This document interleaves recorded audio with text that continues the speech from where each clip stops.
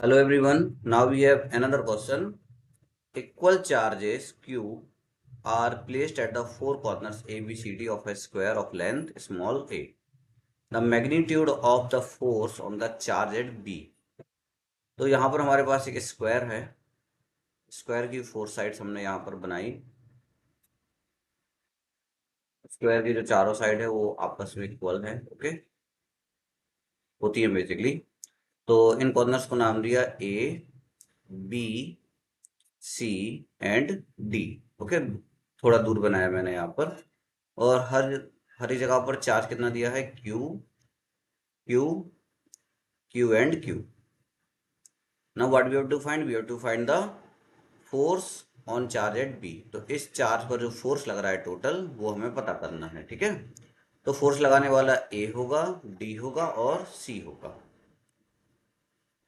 तो यहाँ पर सबसे पहले हम ए और बी को देखें तो ए भी पॉजिटिव है, बी भी पॉजिटिव है। तो दैट मीन्स इनका जो फोर्स होगा वो कैसा होगा? रिपल से होगा। तो ये यहाँ कहीं पर फोर्स लगाएगा। ओके, इन दिस डायरेक्शन ये फोर्स लगाएगा रिपल्सिव। तो ये फोर्स होगा F1। नाउ अब सी को देखें तो सी पर भी पॉजिटिव चार्ज है, बी पर भी पॉजिटिव चार्ज है। तो ये भी रिपल्सिव फोर्स लगाएगा in the upward direction. Okay, तो ये अपवर्ड डायरेक्शन में इस टाइप से फोर्स लगाएगा। इस फोर्स को नाम देते हैं F2। इसके बाद आता है डी। डी भी फोर्स लगाएगा। इसको अभी हम बाद में देखते हैं, पहले हम F1 और F2 की बात कर लेते हैं। ठीक है, तो F1 का जो फॉर्मूला बनेगा हमारा वो क्या बनेगा? F1 का फॉर्मूला हमारा बनेगा K। ए पर जो चार्ज है Q, बी पर जो चार्ज है वो भी Q है, एंड डिस्टेंस जिनका है वो हमें दिया है A, स्मॉल a। तो A का स्क्वायर, तो इसको हम लिख देंगे K Q square by A square.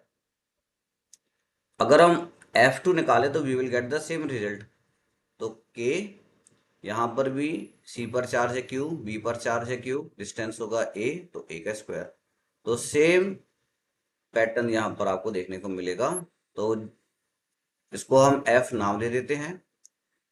ठीक है, ये मतलब हमें बार बार ना लिखना पड़े, इसलिए हमने इसको नाम F दे दिया है। यहाँ पर भी हम F लिख देते हैं। ओके, अब इसके बाद इन दोनों का मैग्नीट्यूड निकालते हैं हम लोग। ठीक है, F1 और F2 का।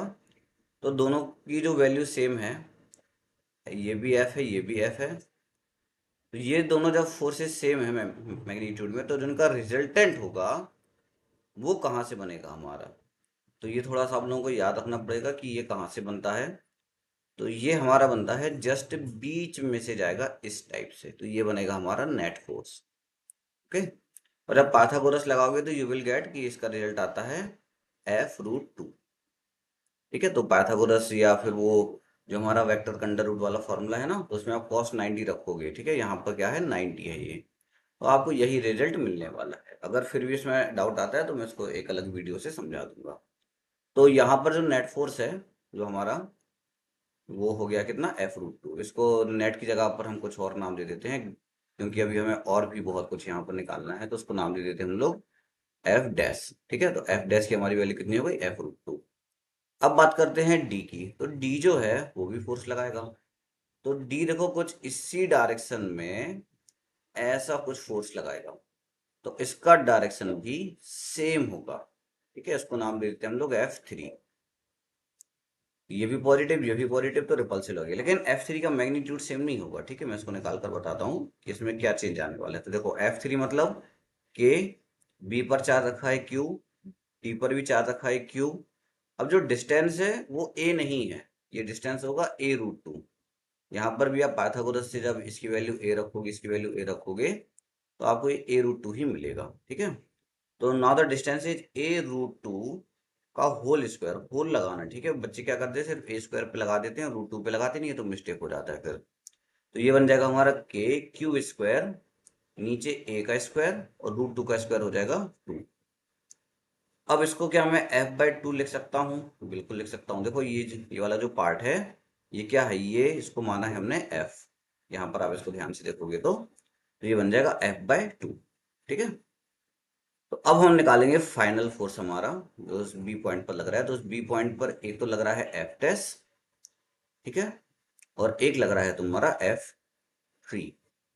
अब हम इसको नाम दे देते हैं नेट फोर्स, F नेट।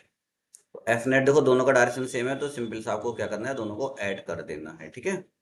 तो एफ डैश का मतलब हमारे लिए क्या है, एफ डैश का मतलब है f√2, और f3 का मतलब क्या है, f/2, ठीक है। अब इसमें से f कॉमन आ जाएगा, तो अंदर क्या बचेगा, √2 और प्लस 1/2।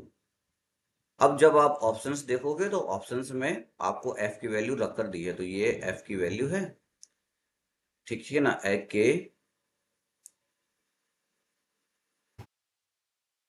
Q²/A², तो इसको रख दो, तो आंसर आ गया हमारा फाइनली KQ²/A², और यहाँ पर √2 + 1/2। So I hope this answered your question. Thank you.